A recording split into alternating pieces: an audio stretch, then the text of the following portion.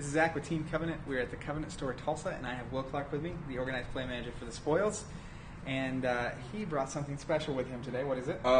Today, the mailman dropped off a lovely box of Seed 3. I figured I would come by my local store and show it off a little bit. I mean, there are benefits to being local, I guess. There are benefits to being local. It's the last set in the Seed cycle. It contains 30 new cards, as well as some other stuff, including multiplayer rules. I figured I would come by and talk to them about the new multiplayer stuff and what we've got going on here. Previously, Spoils was just a one-on-one game, and there was a concern expressed in the forums about wanting to be able to play against multiple opponents. And pretty much to play basic multiplayer, whenever a card defines an opponent, you just pick somebody you're playing against. But included in the Seed 3 box is a new form of multiplayer. It's called Showdown. The one person will build 2 decks for 2 people to play with. One is designed to be evil and play the villain in the game. The other one is supposed to kind of play the hero. You can play with as many opponents as you want. The box itself comes with enough cards for you to play with 6. I'm going to show you a couple of them real quick. The Evil Alliance is for one player to play. You build your own decks using normal constructed rules, but based on these cards, you're probably going to want to include a few less resources. Because if you're the Evil Alliance, you no longer have to meet thresholds for your cards. So all your face-down resources can pay for all your fun stuff. You start with X plus 1 stable resources in play, which is X is the number of opponents you have. You start with 7 cards going first, 8 going second. The start of your turn, you do all the fun stuff. You also choose to draw a card or lay a resource X minus 1 times. So the more opponents you have, the more resources you get to play per turn, the more cards you get to draw. Pay 3 to draw a card, pay 3 to play 3 to lay a resource. The cool stuff is, with the Showdown rules, there is a pile in the middle of the game called the enticement pile, or the temptation pile. And so certain effects from each faction put cards from the top of the hero's deck into this pile. And so it's going to get kind of fun. As you've seen interspersed in this conversation, you can see the 2 different factions. Also included in the box set are 6 different cards declaring your allegiance. So there are 4 hero and 1 villain, which you're given one of those randomly at the beginning of the game, and so you have no idea who you're fighting for until you reach a certain point in the game, 7 turns in. And at that point you find out your allegiance. And so if you're allowed to attack the people you're playing with, the other heroes' characters as well. And so there's infighting and all this other fun stuff. It should be a lot of fun to play. I don't know how we can incorporate it into any organized play, but I mean, casually, it's going to be fantastic. So, just from what you're saying, are there going to be 2 versions of multiplayer? Yes. It's just the standard. Standard. You just sit down with as many people as you want to and go for it. If it says your opponent, you pick an opponent. Yeah. And then there's going to be this version. Now, there's 4 hero cards and 1 villain. Yeah. Which means 7 turns into the game, you're going to have 4 heroes and a single villain. Well, there's 1 villain already playing with the Evil Alliance. Okay. Total. And everyone else is playing with this. Yeah, and everybody else is declared trying to fight the Evil Alliance. But you're given one of those cards. At some point, yeah, and you beginning of the game. And so one of the people that's supposed to be fighting the evil faction might themselves turn out to be evil. Yeah. The evil faction. Which is revealed 7 turns in. So the villain can look at the cards. Now, the villain is the one from the beginning that doesn't have to meet threshold? Yeah. So all of a sudden, things that are super high threshold don't matter. Have a cost. Yeah. So you could run from across all factions just the craziest cards on the game. Well, I think the villain deck should start with 4 research investment at all times. Of course. Yes. Yeah, no threshold. Yeah, no threshold. So just 4 of those, and I mean the decks themselves should be designed to be fun and crazy. But research investment lets you get your resources, right? True. So then you would have to have resources in your deck. But you can play 8. I mean, you can pile your deck. You can play just that number of resources. Sure. I mean, you still have to start with 2, a certain number of stable resources based on the number of opponents you're going to have. And so there's going to be a lot of deck building strategy going into it that normally wouldn't exist. Which is totally. Now you said that someone builds the decks. Yeah, the villain will construct 2 75-card spoils decks that should be legally playable in a tournament. Now, granted, you're probably not going to have a lot of the threshold requirements in the villain deck. And then the heroes bring their own decks? Yes. They're playing with their decks to try to beat it. And the hero deck is stuff that goes into the temptation pile. Okay. And so you're trying to Like on the hero faction, there are things where if you attack your opponents or your friends' characters and deal more than 6 damage, you get all the cards inside the temptation pile, and you get to play with those.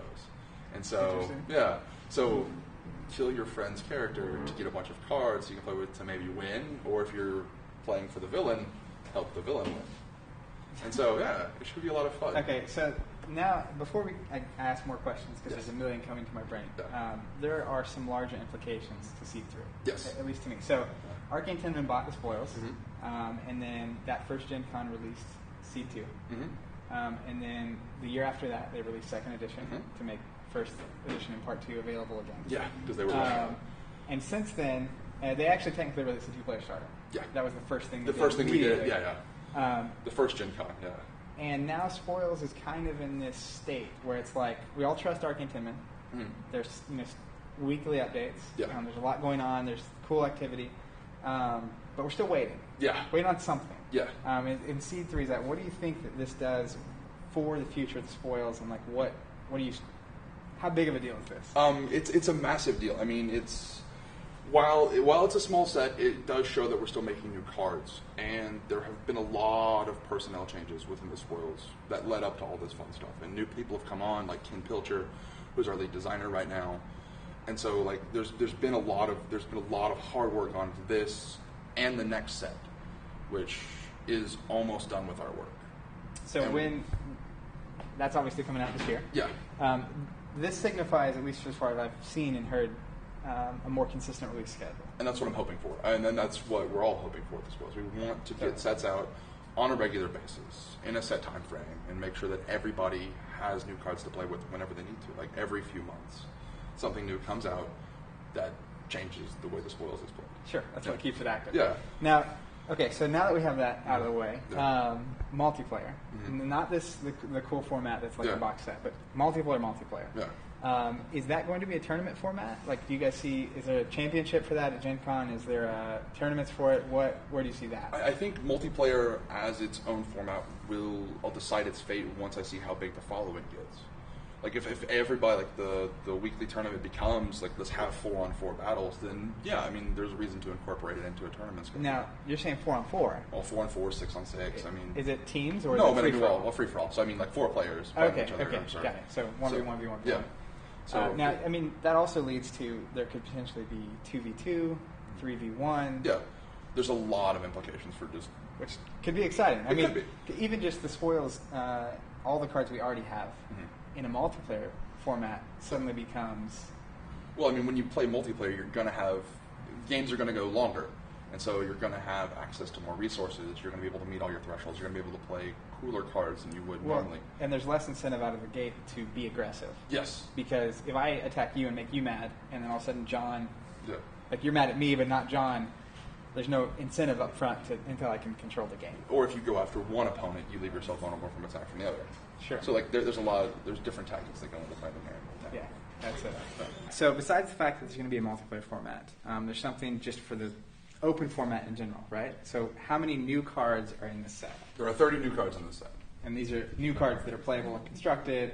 Go directly into your constructed deck. All right. Now, before we get into constructed, which we will get to, is there some kind of sealed format planned of this box set? There is. What does that look like? It consists of, you get a box of Seed 3, and anywhere... Yeah, it really is. And then anywhere between 2 and 3 packs of Seed something. So for either, like, if you do 3 packs, it'll be 2 Seed 1 and then 1 Seed 2. Okay. If you're doing 2, probably 1 of each. Cool. But that'll be up to the store to do. Nice, just like based, story. Yeah. All right, so now open constructed. Yeah. It's an environment that continually gets crazier. Rage kind of took over with the release of Seed 2. Are there cards in this that give other factions answers, slow down Rage a little bit? How do you see this affecting the environment? The cards in the set itself, I don't know if they like... There are no specific cards there to solely combat Rage, but the cards in the set do benefit the other factions greatly. Sure. Yeah. The cards in the set help out Rage, Obsession, pretty much the whole spectrum. Make some deck better, some aspects like different. They touch on a lot of different stuff. Like a good set should. As it should, yeah, exactly. As a good set should. They're phenomenal cards in the set. All right, so 30 new cards. Yeah. If you had to pick one, what's your favorite? Probably God's Autograph. It's one of those funny cards. And What does it do? all non-resource cards gain the rules text unique X, where X is the card's name. So everything becomes unique on the board, Yes. except resources, which could be nasty. Yes. So what decks do you think use that card? What faction is it? Well, it's Arcanist. It costs 2 with a threshold of 1. And what kind of deck do you see using it, and what kind of decks do you see being terrified of it? Decks I see using it, I mean, it's splashable, so I could actually see it going in something greed-based, mainly because you don't see a lot of multiples on greed decks. Mono Arcanist can use it as well, and that was a viable archetype at last Gen Con. So Sure. Now, I mean, immediate cards that come to mind. Party Cons. Yeah, I mean, Are it kind of hurts the Party Cons. Are suddenly hilarious. Yeah. There's also... trying to think Rage deck. I mean, you see 3 or 4 stiff bones quick in a Rage deck, and all of a sudden it's like... Well, with the crest, they find all those cards quickly. So I mean, it's going to hurt that format. It's an item, so they'll probably include a little more item removal in the deck. But I see it helping the fight against the Rage deck a little bit. Interesting. Now, for those who are watching, is there any other card that you're willing to spoil here today? Strawberry Flavored Death. All right, what does that do? It is it's a rogue card with flip up for 1 and 1 threshold. You will lose 5 influence for doing it, but it depletes all non-rogue characters. Now that's a card that helps the clowns. Yeah, it makes it. Well, I mean, party clowns never needed help swinging for the win once you had 40 or 50 in play. I mean, Sure. You just kind of attacked one at a time. Well, awesome. Yeah. Well, thanks for coming by. Oh, no problem. Pleasure. We're all excited about Seed 3 and it's going to be a great set. the future of the spoils. Yeah, excellent. Thank you guys.